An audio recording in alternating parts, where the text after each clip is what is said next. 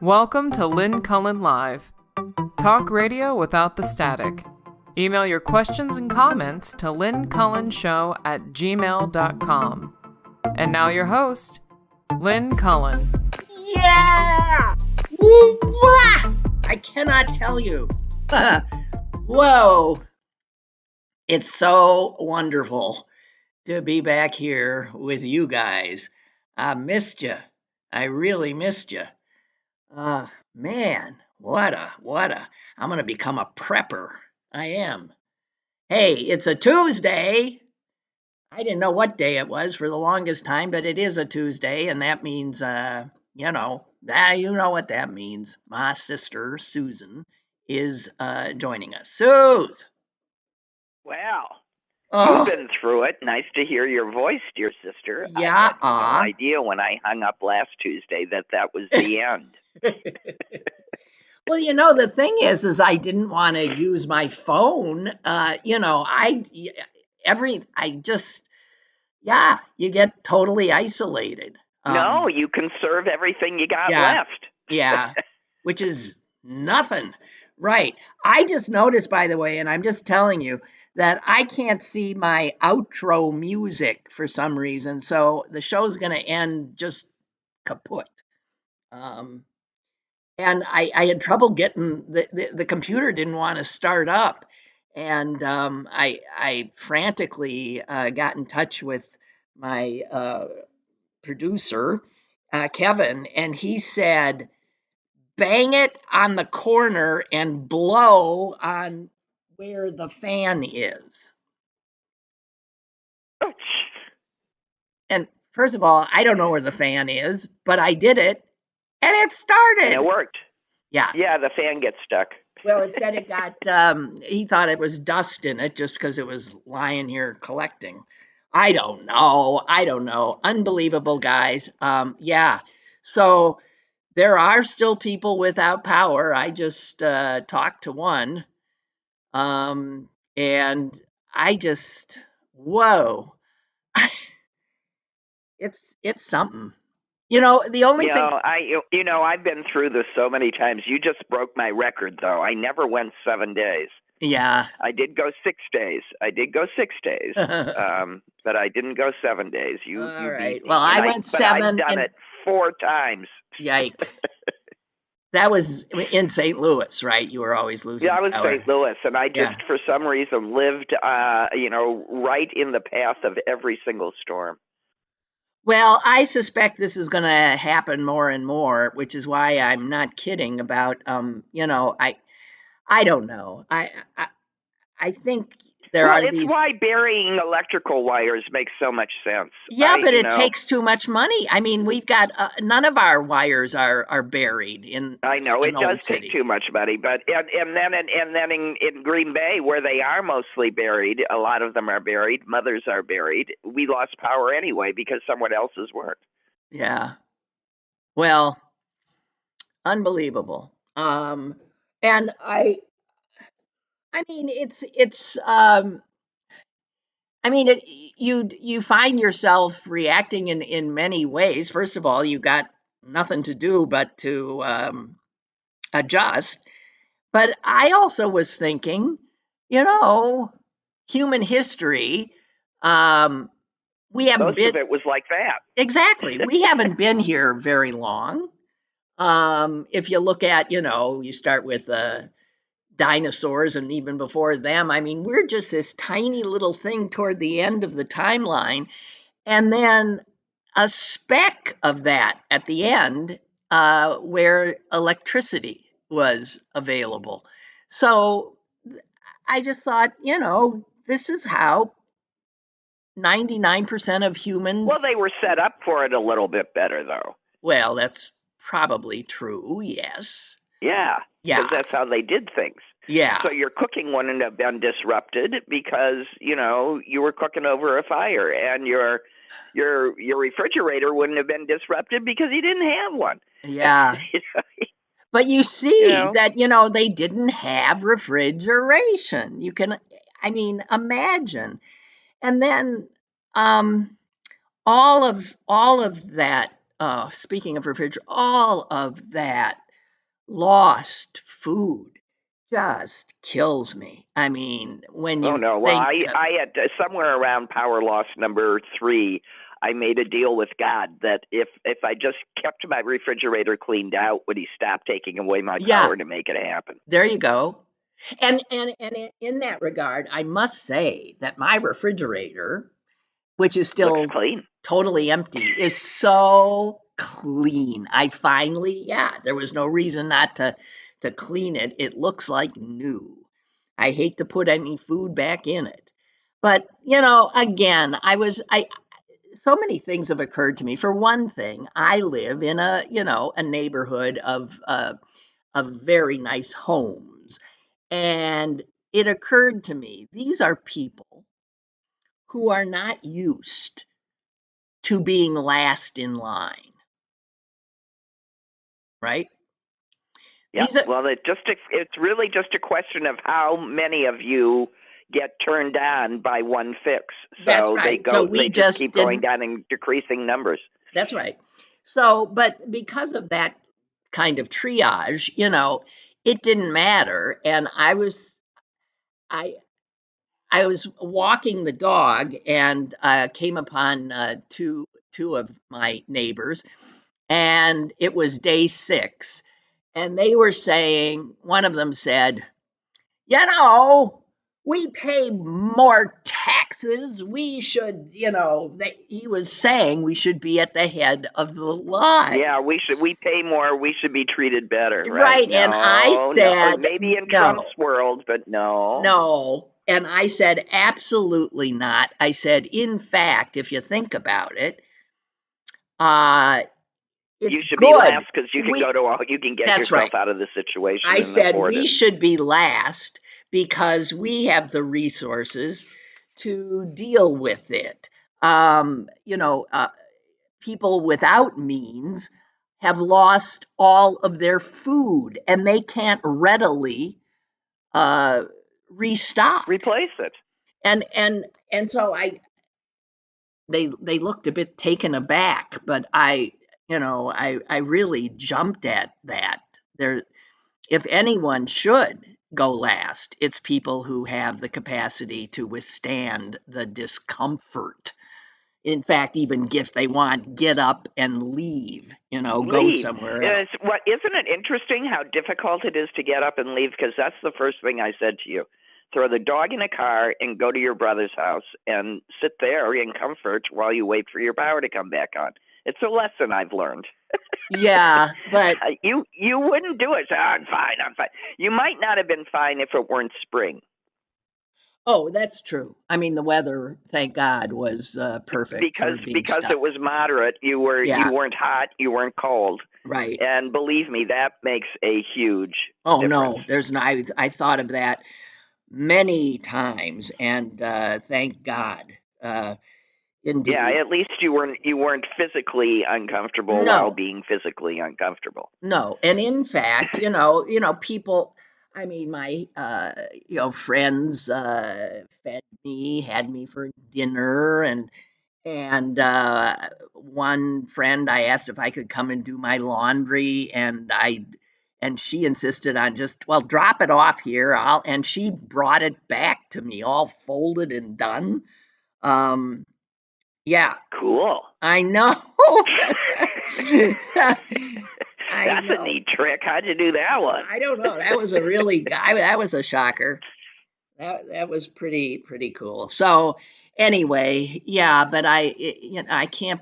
I did not expect to have power until later tonight. I felt like I was going to be the last, but The I'm website had actually moved the day over. I didn't even say that to you. It said it had gone over to May 7th. well, not when I looked. Oh, it had moved Yeah, it well, one it did. more day. What do you mean? Yeah. Oh, geez, God. So I was thrilled when you wrote. Woo. Anyway, so there was one person in on the street over who clearly had a generator because their house was the only one lit, and that generator made so much noise. And I was thinking, if everyone goes and gets a generator now, it would be like the loudest, most unbearable sound imaginable. So where at least you could think, well, at least they'll be quiet. Their generator said no. But one night when I couldn't sleep at all, I heard the strangest sound, and I thought, what the hell is that? And it didn't sound like a bird, but it didn't sound like anything else. And I finally remembered I had that bird identifier app, and I thought, well, I'll use a little juice and see. And it came up immediately. It was a great horned owl. Mm-hmm. And so my God, they have an over 4-foot wingspan, and it was clearly like right in my yard or above Yeah, my he house. lives in one of your trees, I bet. And I just was blown away that magnificent thing. Start And talking to him. He might be young. Start talking to him, and then you can have an owl too. yeah, but you know what? Do you know what? How long they live in the wild? 30 He'll mate. years. Excuse me. He'll mate. 30 years they I live in know, the but he won't wild. be interested in you for 30 years. I don't need him to be interested in me. And I later saw that people said, what does it mean if a great horned owl is in your, over your home? And the answer was, well, for many, it is seen as a sign of good luck, but they're No, predators. probably So, means there's prey in your yard. so it could mean you got rats. Yeah. Which is, I'm thinking, oi, I got rats because I don't think it's good luck. He's here because there's little I critters around. apologize. It's spring here. I'm going to be hacking away. Oh, okay, that's okay. So anyway, enough. But wow. No, but if he is young, I mean, the time of the year that you're hearing him and the owls sort of make themselves known is when they are young and they don't quite know what they're doing and they're looking to mate. And that's when I started hooting back and forth with the owl that I was hearing in my yard. I couldn't see him. I just heard him. And then eventually he let me see him, and then he adopted me until he mated with someone else. But I had this wonderful relationship with What kind of a owl? perfectly wild owl for about a year. What kind of owl was it? I think he was just a Missouri barn owl. Oh, okay. Well, this guy, he was beautiful. Yeah, he looked beautiful. exactly like an owl, and I'd say his wingspan was about 4 feet. Well, I looked them up, and they're just glorious looking animals. They're gorgeous. And whatever. So yeah, I think I got. And mine was very sweet and protective, and liked to help me shock people. What? Because just by being there. By showing up on cue. Yeah. Well, okay. So here we are, and well, welcome back, dear sister. I have been silently, there with you the whole time. Yeah. Not really, but I was worried about you. One of the nice things was to be cut off was, I really didn't see news, and I just read a little bit in the paper, and you know what? I am so, I think, over reacting on a daily basis to this creep. I'm just done. We know what's going on. We know how dangerous it is, but I'll be damned if I'm going to be hooting and hollering. To dance to his tune. I'm just done with it. I'm done. So I don't. Unbelievable. You know what I was thinking? Another good thing is that obviously what Americans have done to their country by electing this evil son of a bitch. Oh, it's fading the rest of the world. Yeah! Who knew? No, everybody is going, oh, well, it's like what Berlusconi did to everybody. I was thinking about that, how, bad we felt for Italians all through that time. Like, how could they elect that buffoon of a man? And then we go and do even worse. All he wanted to do was throw parties. Yeah. Well, we resurrected the liberal parties in Canada and in Australia. They were both going down. I think it'll work across Europe too. Well, I think so too. And they are looking at us with disgust and horror, and I share it and I understand it. You know what they're doing? I mean, I have some of our family in town these couple of days from California, and they were talking about being. They're not still there. They are still here. We're going to have lunch with them, and then they will leave. Oh, I didn't know that. Okay. Yeah. I'm exhausted.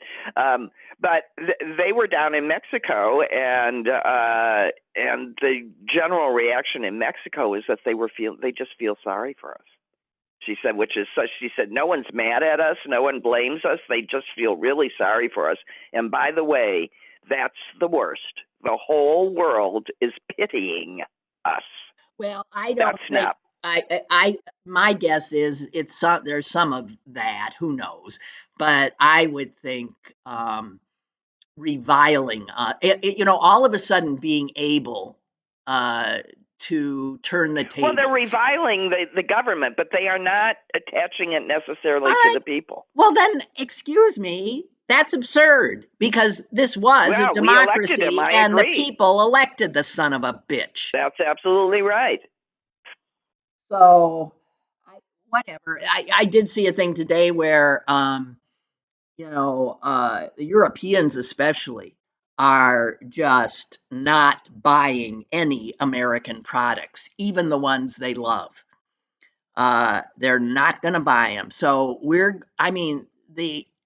it's just amazing the damage that these fools are doing. Just amazing. But and just sure that as they see everything going to hell in a handbasket, that it's just temporary. You have to go down before you can come up. You just wait. Oh my God. Unfrigging believable.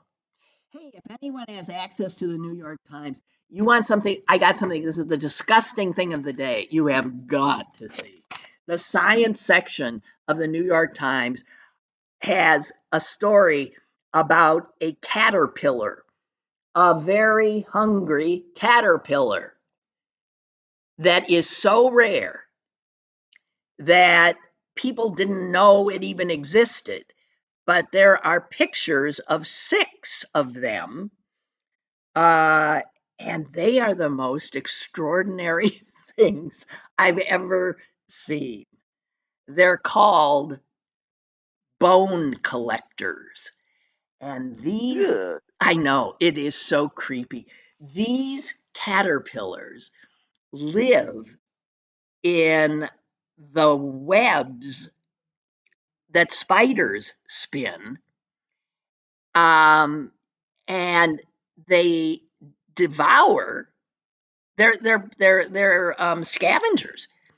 They grab whatever the spider web has to offer, and not only so they're carnivorous caterpillars, that's odd, and then they are scavenger caterpillars, and then, as if that's not bad enough, after they gobble up the spider's food, they take pieces of their meal and weave them with the spider's silk onto their own backs. Thus, every one of them looks totally different. They're encrusted with the bones and the legs and their meals. Why? I don't know. It doesn't say. It's a way of giving themselves a shell, I guess. But these 6 pictures of the 6, none of them look the same. They all look and it's mind blowing. They said nobody knew these existed because, as far as anybody knows, they only are They found. are weird. I finally found them. Do you see they look that? Sort of delicious. They look like crunchy little snacks. They are only found, get this, in a 6 square mile area of a mountain range on the island of Oahu in Hawaii. That's it. As far as any humans know. Can you imagine that they're that just indigenous and in that tiny little area, and they're so bizarre? God, here's one that's been eating what looks like to be metal rivets. Well, I just want to say, he's covered in chrome balls. I know, isn't it fascinating? I'm just saying, if you have access, do what Susan's doing and look at this because they're amazing. Not one of these bone collector caterpillars is like another. Right. Speaking of chrome balls, did you watch the Met Gala? It was the Met. How can I watch? Oh, it was last night. Oh well, no. Was it even on TV? I have no idea. I did apparently see. It happened last night. I see in the papers some of the outfits today, and whatever. Yeah, I just whatever. Nonsense. It is nonsense. I'm sick. I just wanted to say, speaking of chrome balls, did you see the Met Gala happened? And was I supposed to get chrome balls? Well, that was, it was a fashion event. Oh, and it was a ball. Is that what you mean? No. Well, yeah. I'm not getting it, am I? Okay, never mind. Okay. So, there's one other extraordinary story, science related, I've got to share because it blew me away. And it involves this guy, Susan, near Green Bay. Have you read about him? I haven't read anything in a while, yes. His name is Tim Fried, or Freedy, and he lives in Two Rivers. Trivers. Okay? Yeah, okay, so he's a neighbor. Yeah, so he lives near Green Bay. And he was in a front page story in the New York Times because he might be responsible, ultimately, for saving literally millions of human lives. He's 57 years old. There's no reason why you would think this guy would potentially save millions of human lives in the future. But he has, over the last 18 years, had a strange hobby. He has kept venomous snakes in his basement in Two Rivers. Oh, and he's let them bite him. And he's become immune. Exactly. Yeah. So now they can study him. This story is so mind-blowing. First of all, that someone in the middle of nowhere, and by the way, none of these snakes are, indigenous to Wisconsin, we don't have poisonous snakes in Wisconsin. This guy, though, as a child, got bit by, what are the only snakes we ever had? Garter snakes, right? He did, as a child of 5, get bitten by a garter snake. And it made him fascinated by snakes. But what a weirdo. I mean, it wasn't until he was an adult that he started this, and he had in mind that he could maybe do what he's ended up doing, which is find a way to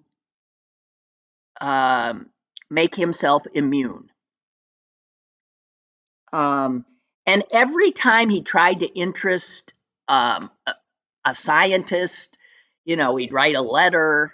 Hey, I'm this construction worker in Two Rivers, Wisconsin, and I let snakes bite me all the time.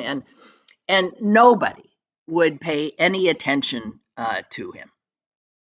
And then finally, some newspaper did a story about this weirdo, and some researcher saw it and got on the phone and called him. And not just a researcher, a guy who owns a company called Centivax that has in its mission to produce broad spectrum vaccines.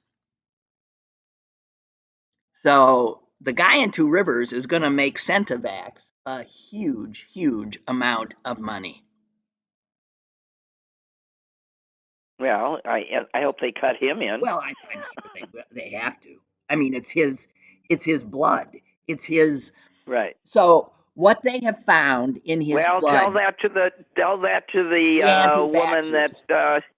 Yeah. Well, no, tell that to the woman that led to the all the breast cancer research. Yeah. Well, it didn't work. So it says here that venomous snakes in all over the world bite as many as 3 million people a year and kill hundreds of thousands. And so because of his blood, he has developed an anti-venom something that's now in his blood that they think will be able, because he's had all these snakes, that it should be a broad spectrum thing. Yeah. Now the guy who finally got in touch with him said he dreamt of finding someone like this guy. He dreamt that he'd come across some, just regular person who was doing this kind of work, because nobody in a real experimental situation would allow themselves to be bitten by venomous snakes. And when he found out this guy had done it, he went berserk. And they found out that, in fact, they've got the makings of a universal anti-venom vaccine. Amazing. Cool. From a guy in Two Rivers, Susan. Well, that's because what else is there to do in Two Rivers? Well, it says here, this is weird. It says here, he didn't begin dabbling with snakes until he was married with children and working in construction. He started with scorpions around 2000, but quickly switched to snakes, and at one point his basement housed 60 venomous snakes. And he's got little kids. Well, my guess is they didn't go in the basement. Well, his wife, let me tell you, toward the end, they say that he is no longer married. Not surprised to hear. And he came near death a few times. He went into anaphylactic shock. He had blackouts. So he says, I'm a non-college educated research scientist. I was doing it my own way as best I could. And he did it. He did it. He did it. They think they're really on track now to create a universal anti-venom. And this was reported in a scientific journal that was published last Friday. He did it. And he wasn't a total idiot. He did this with carefully calibrated amounts of venom, making them more and more so. He built his immunity, and he allowed the snakes, sometimes two at a time, to sink their fangs into him about 200 times. God. He's got to be a nutcase. Well, he's got to be a nutcase because he's literally tempting death every time. Well, he actually did try. It says that after September 11th, literally on September 12th, he was so freaked by the attack, and which coincided with the death of a close friend of his a few days before, that he went into his basement and let two cobras bite him. And that was the first time he let himself be bit by live snakes. And he did not have much immunity. And he blacked out, woke up in a coma in a hospital 4 days later. Oh, he almost killed himself. And his wife, it says, was furious. And so he said, okay, I'll now be more methodical, and I'll measure out these doses carefully. I'll time the bites. And so that was, after 9/11, he became much more of a rigorous scientist. And his wife said, "You're on your own." And his wife, I mean, my God. It says his last bite he's done was in November 2018 from a water cobra. By that point, his wife had left him. His children had moved out. And he said, well, that's it. Enough is enough. But he says he's happy to think that he's going to make a difference in allowing other people to live. Yeah, well, no, he did a big thing. Huge. He did a big thing. Good for him. I know. Unbelievable. Right. See, when there's not a whole lot to do in any given place, people make things up. You don't need no electricity. You can have like venomous snakes bite. Snakes. People are. I'm watching two cardinals chase each other around the yard. Spring is finally sprung in Wisconsin. The mating has begun, and with all the aggression that can create, right? Right, and you ought to see the size of the bunnies in the backyard now that there's no dog regularly back there. Well, I've been seeing big fat bunnies. It is fun to see what comes out when the dog that lives in the backyard doesn't live in the backyard anymore. You see all sorts of different wildlife, including 3 neighborhood cats that appear to live here. Well, sure, then they can move in. Okay, well, I'm avoiding like the biggie subjects, just because I need to tiptoe into this stuff. Reality? Yeah, I do. And but I do want to bring up one thing that blew me away. A friend sent me the article that was originally in I think New York Magazine about our senator Fetterman. Yeah. You're not aware of this, Susan? No. Whoa. It's whoa. His staff, members of his staff, have been jumping ship, uh, you know, for a long time now, and I think most people thought it was because of his politics getting more and more conservative. But what New York Magazine uncovered, because in fact the author of the piece is good friends with the former chief of staff of Senator Fetterman. And he's former because he didn't, I mean, well, he ratted on Fetterman, is what he did. And it has nothing to do with his politics, it has to do with his mental state.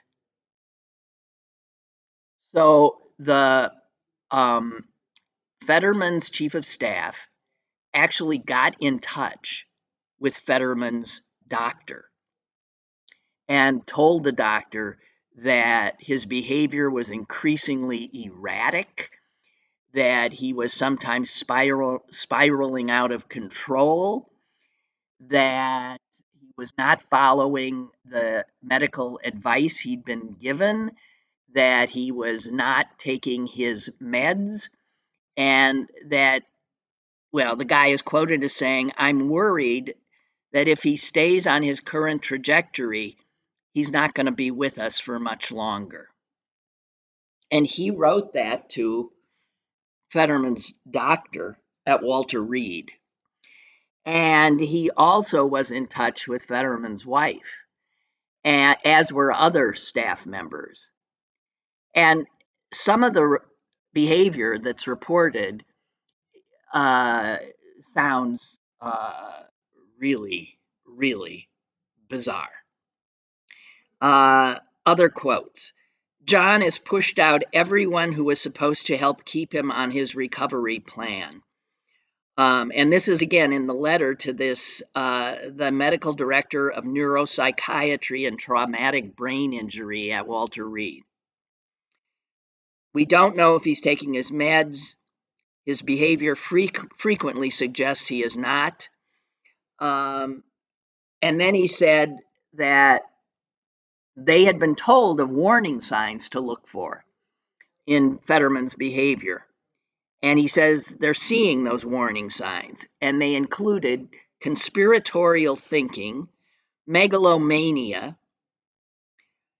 high highs, low lows, long, rambling, repetitive, and self-centered monologues, lying in ways that are painfully, awkwardly obvious to everyone in the room.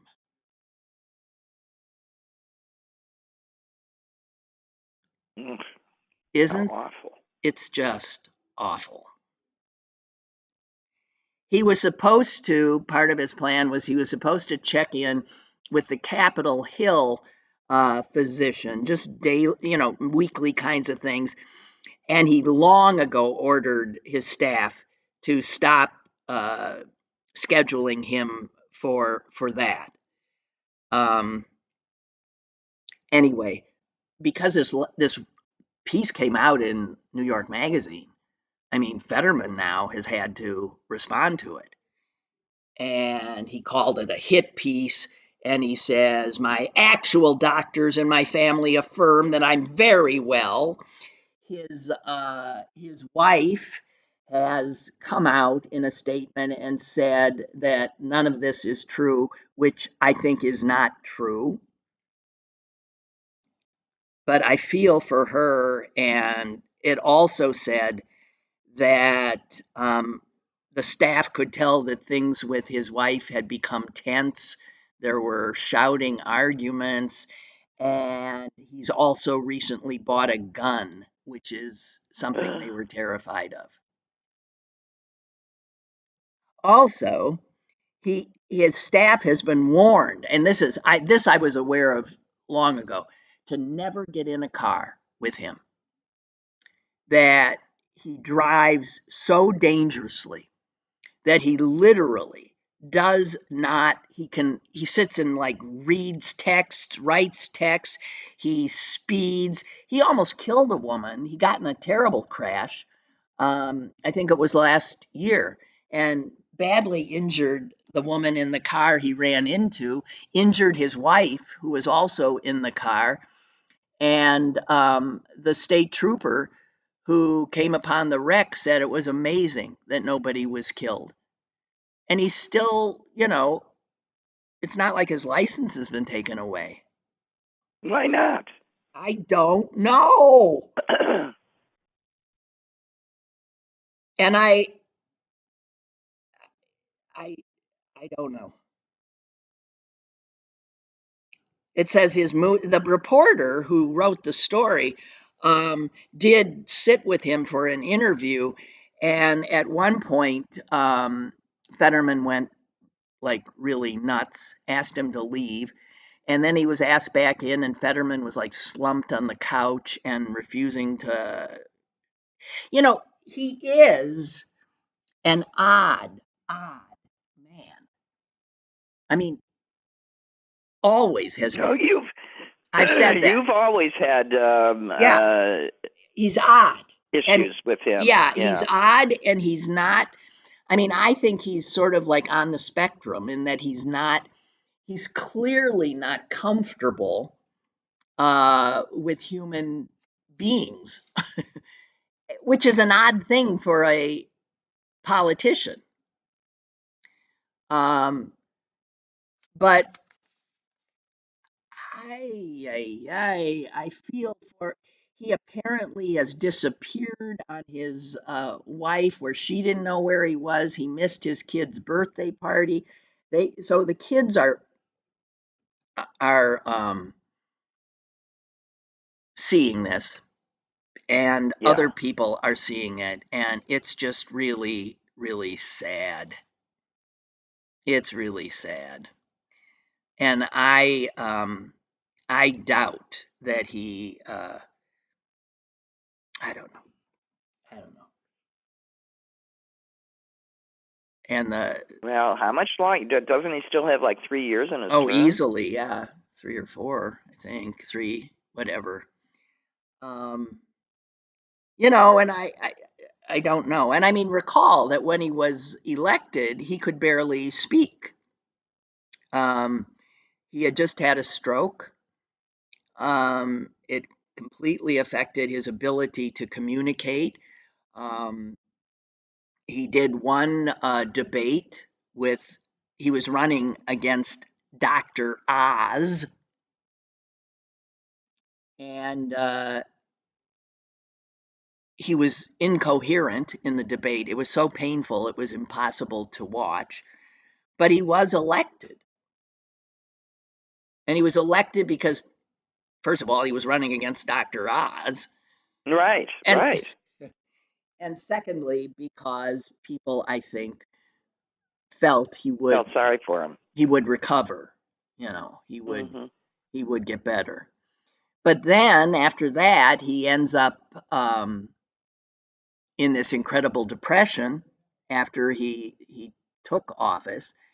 And it was in the course of being treated for that depression that this regimen of drugs. So he's got some serious mental health issues and physical health issues, and he ain't taking his meds. Which is a real common thing to do when the head's involved. That's right, because they think they're okay, and he's not okay. Yep. And he's now become this. It says here no senator has missed more votes. He doesn't go in and do his job.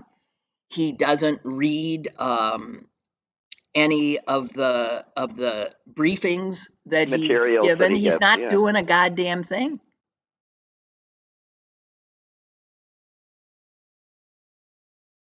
And he's not rising to the occasion, given the state of our democracy. In fact, he's gone in the other direction, wrong direction. wrong direction, and is the only Democratic senator who's gone down to Mar-a-Lago recently, and his wife did not want to go. She said, "I don't want to." There was again, the staff heard fights about it, and she was also furious with his some of his statements in regard to Gaza that have been, way out of whack. I mean, even I don't agree. He's like, sounds like Trump, like, kill them all, mow them down, whatever. Right, I mean, it's just, right. it's so bizarre.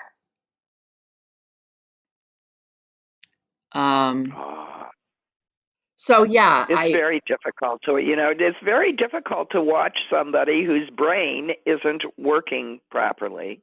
Right. Who, because their brain isn't working properly, doesn't know that their brain isn't working properly. And the brain is working totally against him, in that this sort of like megalomaniacal thing is going on, where he thinks he knows everything. And he also thinks he's getting paranoid, where he thinks, and then the fact that his chief aide, goes behind his back, and then this article comes out, will only fuel that. I just can't imagine who's there. They say his staff just walks on eggshells. They don't know, who he's going to be from one minute to the next. Well, I just hope someone other than him doesn't get hurt, Well, as I said, he almost killed a 62-year-old woman. You're right. He almost killed someone already. Right. He was doing over 70 miles per hour in a 30-mile-per-hour zone. He rear-ended her. Well, why does he still have his license? You tell me. I mean, why wasn't he charged? He should be charged. I don't remember what happened. And it says his Pennsylvania records indicate that he's at least had 2 prior driving infractions in which he was speeding more than 20 miles over the limit. And he could easily have killed himself and his wife and this woman. I saw a picture of the car. It would look like it was totaled. I mean, finished, gone. So who the heck knows? Incredible. And I mean, it's sad in every way, but it's also consequential in that he holds a position of great power. And the citizens of Pennsylvania are not being represented now.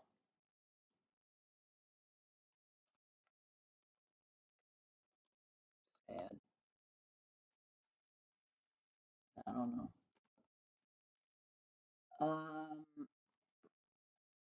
Let me just check in on some of what you guys are saying.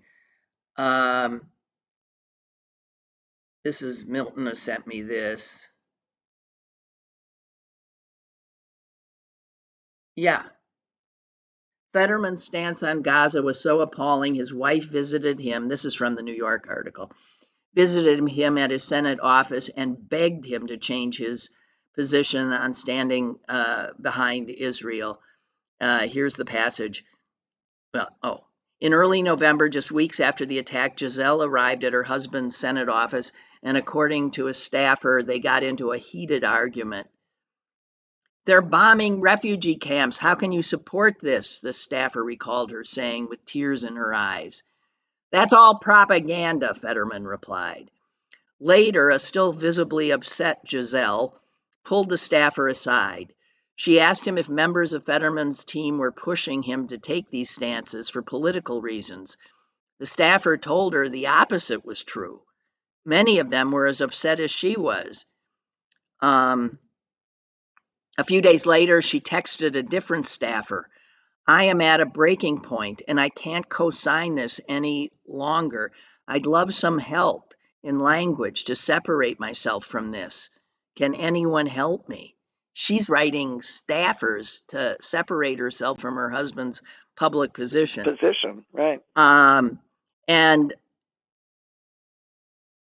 then he met with somebody from J Street, which is a progressive Jewish organization. And he told the guy from J Street, saying this about Palestinians: you can't reform a carton of sour milk. He went on to say he didn't believe in a two-state solution, claimed he had never met an Arab who would condemn Hamas.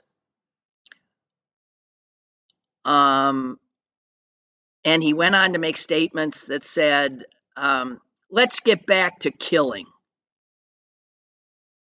A person who heard that conversation told the reporter, he said, kill them all. Fetterman has denied the account, adding any reference to killing was solely about Hamas. Whatever. And I don't know. I mean, that's that. But this article, seek out the New York article. It's long, it's mind-blowing, and I don't know. I'm assuming it's big news in Pennsylvania. Surely the newspapers here are on it, but I don't see them. So I don't know. Isn't that odd? There's no newspapers that I see local. Yeah. Well, I see one. I don't read the one that still has its reporters on strike, the longest newspaper strike in American history. I won't read that. And the one that's left is I haven't seen anything about this. I don't know. Well, it's awful because it has political consequences, but the tragedy is watching a man go up in flames. That's sick. And he's got a gun. Well, that is not unusual. I mean, I had my father-in-law in his later years had Lewy body dementia, and there were guns in the house, and his police officer grandson-in-law went into the house and took them all. Mm-hmm. But it took a long time for the wife and children to disrespect the father in that way. Yeah.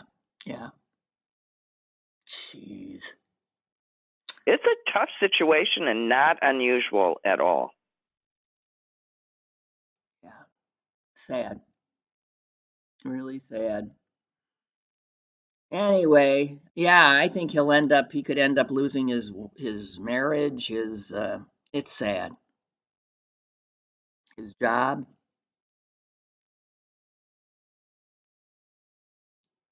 I hope not. Anyway, I'm looking at this statistic and I wanted to know what you think it means.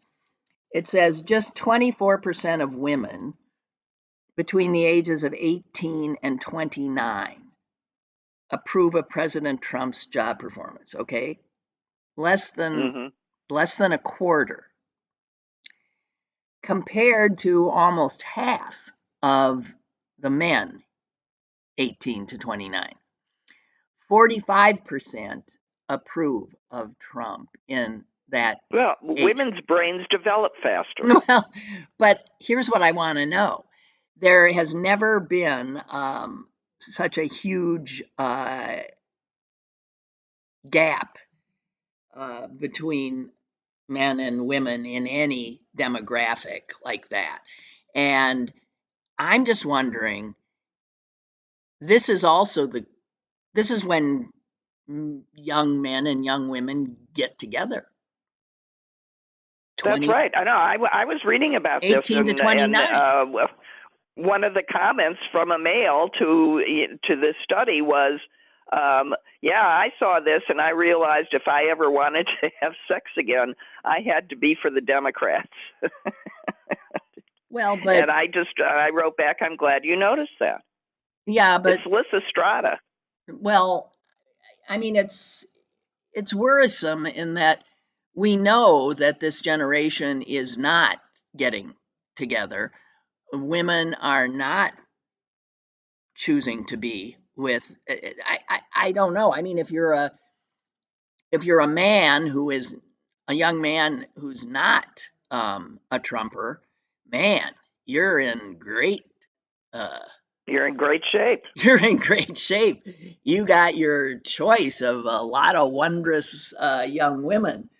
I think But during see, the run up to the election, I was watching all these interviews in Green Bay with young male students at UWGB, and who were all in the broosphere, and I was thinking, what girls ever want to want to? It makes you so totally unattractive. You're never gonna get laid again. well, there's some. There's Here's 20% but that here's would. the thing. Here's the thing. Those young men will become increasingly bitter and misogynistic, I would bet, and more inclined to get themselves into the broosphere with not that's like negative consequences for us all. Yes, I agree. And I don't know how the heck we save these young men because Well, here's what there's I'm an hoping. onslaught That when now. they see what I hope sooner rather than later are the inevitable consequences to the men leading the broosphere movement, which I hope in the a decade coming means firing squads, I think they'll understand the error of their ways.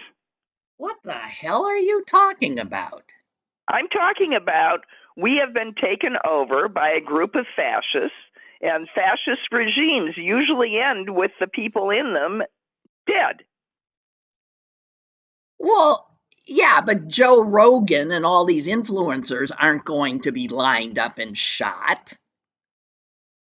No, but they might see the error of their ways. Nah, I'm not so sure that even the people you want to be lined up and shot are going to be lined up and shot.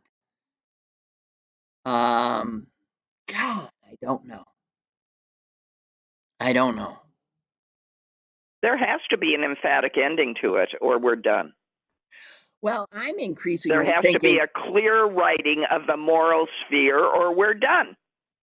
somebody had this great idea the other day for the big Trump birthday parade, the military parade next month. That he'll be standing like Stalin atop some reviewing stand as the military goose steps by. And what a fine time for the military to take him out. I agree. If we're going, you say something has to happen, it could be we're nearing where we need, like that happens, a coup d'etat, military led, Yeah. because who's got power? We I don't think have that's the any. only way it happens, frankly. I'm hoping that there's generals sitting in a room figuring this out, even as we speak. They'll have to be willing to die themselves. That's the thing. Well, it would be something.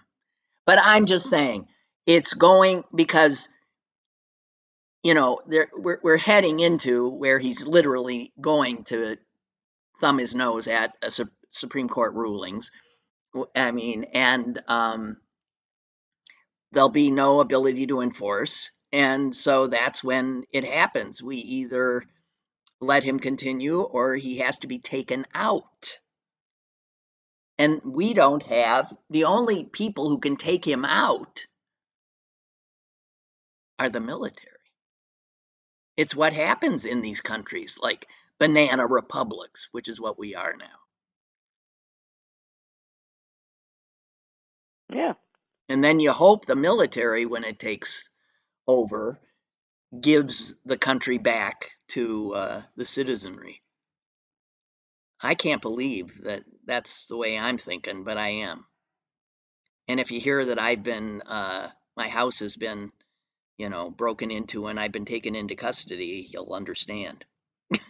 Yeah, I know everybody's saying to me too, I've got to watch my mouth, and I'm saying, nope, I'm not going to do it. No, I'm not either. So there you have it. Okay, we're back. That's it. I'm done. Welcome back, Lynn. I'm so happy that you can You know what I'm use going to all do? of your electrical appliances again. Well, I'm going out and going to get some food for my refrigerator. I'll tell you, who's making out like a bandit because of this is the food stores. The groceries. Yeah, because all those, Trump would say. staples, I'm going to have to replace. Yeah, ridiculous. Anyway, okay, thanks, Suze, and Well, thank you. Talk soon. okay, bye. And again, bye. And I have to tell you guys that again, I can't find that music. Oh, there it is. Where'd it go up there so high? It moved on me in the last week. Okay, so I guess that's it, and I'll be back tomorrow. And there's so much, obviously, to talk about. I just wanted to start relatively easily. Okay. And I also want to share with you a proposal that Rich from the North Hills has suggested. And we can talk about that. I think you might find it of interest. Okay. So maybe that coming up tomorrow as well. Have a good day. I hope to hell you have your electricity. Toodaloo.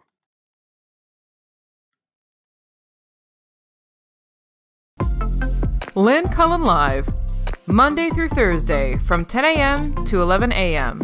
and archived at pghcitypaper.com. The opinions expressed on Lynn Cullen Live are those of the host and do not necessarily reflect the viewpoints of Pittsburgh City Paper or its advertisers.